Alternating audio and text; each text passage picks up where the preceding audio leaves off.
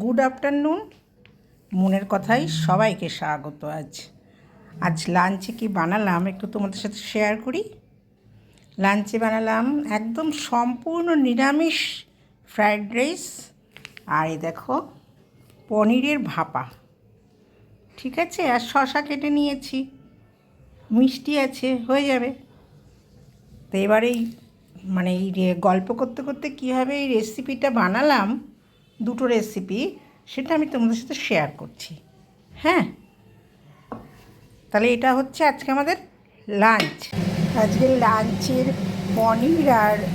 পনিরের ভাপা আর fried rice বানানোর জন্য, সম্পূর্ণ নিরামিষ বানানোর জন্য আমি প্রথমে পনিরগুলোকে খুব হালকা করে ভেজে নেব, আর সম্পূর্ণ রান্নাটা করবো প্রেশার কুকারে।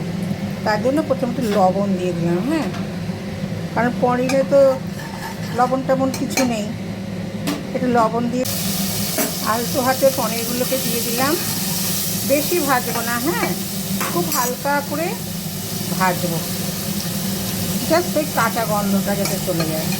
অনেকে পনির ভাপাতে জানো তো ভাজে না, কিন্তু আমার আবার সেটা একটু কাঁচা কাঁচা গন্ধ লাগে, ওটা আলতো করে ভেজে নেব। তার জন্য তোমাদেরকে আগে থেকে দেখাই, আমি না গ্যাসটা একদম সিমে দিয়ে দিয়েছি একদম। আমি এদিকে একটা টমেটো, ছোট টমেটো, 3টে কাঁচা লঙ্কা, আর এই যে টেবিল স্পুনটা দেখছো, একটু বড় ধরনের টেবিল স্পুন, 2 টেবিল স্পুন পোস্ত, আর 2টো কাজু বাদাম একসাথে জল দিয়ে ভালো করে একদম মিহি পেস্ট বানিয়ে নিয়েছি, ঠিক আছে। আবার পনিরটা একটু হালকা করে ভেজে নিই, হালকা করে ভাজলাম।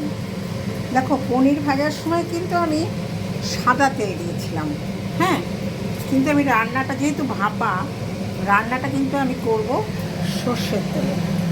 সর্ষের তেল দিচ্ছি, হ্যাঁ, খানিকটা, বেশি না, একটু সাদা তেল রয়ে গেছে, ব্যাস এনাফ। এরপরে একটু তেলটা ভালো করে গরম হোক, খুব ভালো গরম হোক। হ্যাঁ,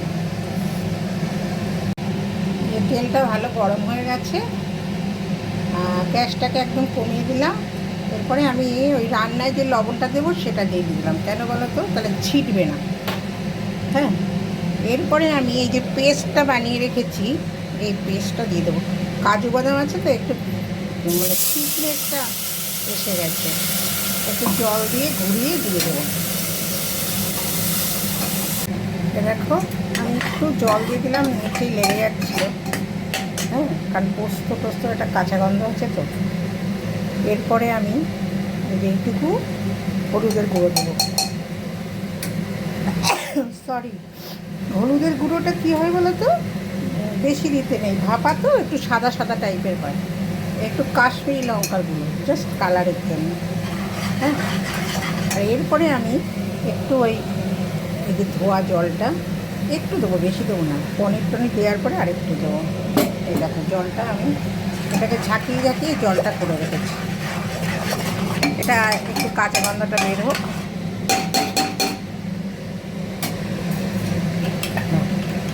রেখে দিই। এখানে না আমি এই 200 গ্রাম পনির নিয়েছি। হ্যাঁ, 200 গ্রাম পনিরকে এরকম হালকা ভেজে উঠিয়ে রেখেছি। এবার দেখো তেলটা কিন্তু একটু সেপারেট হচ্ছে, দেখো তোমরা, সেপারেট হচ্ছে না। এরপরে আমি পনিরটাকে দিয়ে দেবো। পুরোটাই দিয়ে দিলাম।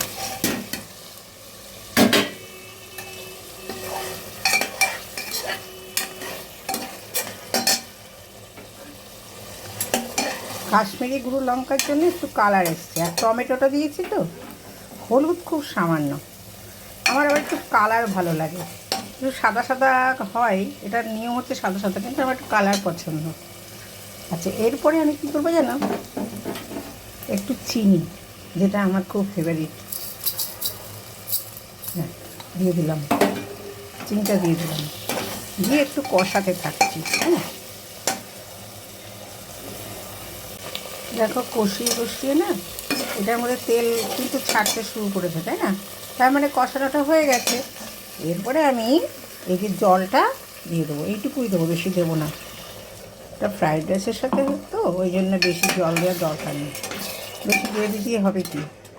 ব্যাস, এবার নামানোর আগে জাস্ট ধনে পাতা দেবো। এখন একটু আরেকটা জিনিস জানো তো, যখনই তুমি প্রেশার কুকারে, মানে এরকম আমার এটা হার্ড অ্যারোনাইজ প্রেশার কুকার, কিছু রান্না করবে এরকম ঢাকা দিয়ে দিয়ে, দেখবি তার স্বাদ অপূর্ব। আর যখন একদম লাস্ট হয়ে যায়, আমরা যখন স্ট্যান্ডিং টাইমে রাখি, তখন না গ্যাসটা বন্ধ করে প্রেশার কুকারের সিটটা আটকে দিতে হয়। খানিকক্ষণ পরে তুললে দেখবে একটা দারুণ স্মেল হয়, পুরো স্মেলটার মধ্যে ঢাকা থাকে। এটা ফুটুক, হ্যাঁ, খানিকক্ষণ। এটা তো আমাদের লাঞ্চে নিরামিষ একদম ভেজ ফ্রাইড রাইস, আর এদিকে পনিরটা তো তোমাদের দেখালাম, ওর মতো ফুটছে। গ্যাসটাকে সিমেও করিনি, আবার মিডিয়াম টু হাইতে করেছি, ওর মতো ফুটছে। এবার আমি এদিকে ফ্রাইড রাইসের রাইসটা বসিয়ে দিই। তার জন্য আগে আমাকে বসাতে হচ্ছে জলের মধ্যে আমি কি করবো জানো, জলটা যখন বসিয়ে দিয়েছি তার মধ্যে আমি অনেকটা পরিমাণে লবণ দিয়ে দেবো। কেন জানো, যতটা লবণ আমার ফ্রাইড রাইসে দেওয়ার কথা আমি আন্দাজ মতো এখানেই দিয়ে দেবো। কেননা আমি জানি এই সময়টায় যতটা দরকার লবণ, ততটাই তোমার রাইস কিন্তু টেনে নেবে, বেশি হলেও কোনো অসুবিধা হবে না। হ্যাঁ, কারণ একটু ভাতটা তো আমি উপর করবো, ফ্যানটা তো ঝরাবো, অনেকটাই লবণ দিয়ে দিলাম, তাহলে আর ফ্রাইড রাইসে আলাদা করে লবণ দিতে হয় না। আমি এইভাবেই করি। আচ্ছা, এরপরে আমি দিয়ে দেবো একটু সাদা তেল, ব্যাস। তারপরে দেব একটু গোটা গরম মশলা। ফুটে উঠলে চাল দেবো, এখন না।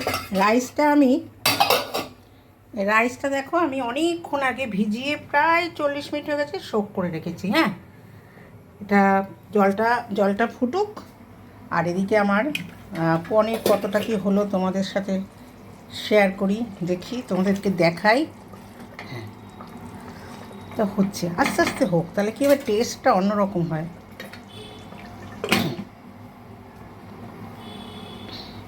জলটাও ফুটে থাক। দেখো পনিরটা তো ফুটছে, ওর মতো হচ্ছে। সিমে দিয়ে দিয়েছি গ্যাসটা। আস্তে আস্তে যত এরকম আস্তে আস্তে আমি রান্না করব না, চালটা যখন টকবক করে ফুটছে না, তখন আমি কী করবো জানো, এই যে হাফ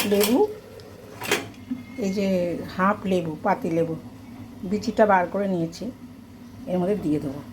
তাহলে কী হবে জানো, লেবুর রসটা দিলে না চালটা একদম ধবধবে সাদা হবে, আর একদম যেরকম চাল তেমন সোজা সোজা থাকবে একদম। এখনও একটু হবে, বাকি আছে, হোক, বেশিক্ষণ লাগবে না। আর একটা জিনিস হচ্ছে, দেরাদুন রাইসের চাল হোক যাই হোক, ফ্রাইড রাইসের চাল কিন্তু 90% সেদ্ধ করতে হয়। কেন জানো, যখনই আমি রাইসটা ভাজবো তখন কী হবে, চিনি দেবো, তো চিনি দিলে চালটা কিন্তু একটু শক্ত হয়ে যাবে, জানো তো, ওই জন্য 90% সেদ্ধ করব। আর বিরিয়ানি যেদিন আমি করি, এই চালেরই করি, সেই চালটা আমি এই প্রসেসেই সেদ্ধ করি, সেই চালটা আমি 90% সেদ্ধ করি, এই 80% সেদ্ধ করি। কেন বলো তো, ওটা তো আবার একটু ভাপে দিই, ওটা 80%, আর ফ্রাইড রাইসের চাল 90%। তাই জন্য প্রায় হয়ে এসছে। দেখো পনির হয়ে গেছে, রাইসও প্রায় হয়ে এসছে, পনিরটা হয়ে গেছে একদম অলমোস্ট রেডি। তার জন্য আমি বললাম না, প্রেশার কুকারটা লাস্টে গ্যাস বন্ধ করে দিই। এবার বন্ধ করে দেবো, প্রেশার বন্ধ করে দেবো। তার আগে কী করলাম জানো, এই একটুখানি বাটার দিয়ে দিলাম, গরম মশলা দেবো না, হ্যাঁ, একটু বাটার গন্ধ বেরোবে। এইটা দিয়ে আর ফোটাবো না কিন্তু। এই যে গ্যাসটা অফ করে দিলাম, আর এটাকে এবার আটকে দিই। হ্যাঁ, দাঁড়াও, আটকে দিই দিয়ে দেখো পনিরটা বানানোর পর না, আমি ওই যে প্রেশার কুকারটাতে পনির বানালাম, ওটাতেই কিন্তু আমি ফ্রাইড রাইস বানাবো, জানো তো। রাইস তো তোমাদের তখন দেখালাম রাইসের রেসিপিটা। রাইসটা এইভাবে বানালাম। আর এই কড়াইশুঁটি, কাজু বাদাম আর গাজর খুব হালকা করে ভেজেছি, বেশি কড়া না, ভেজে রেখেছি। এখানে রেখেছি ওই ডাস্ট করা সুগার, এটা তাহলে মিশতে সুবিধা হয়, ঠিক আছে।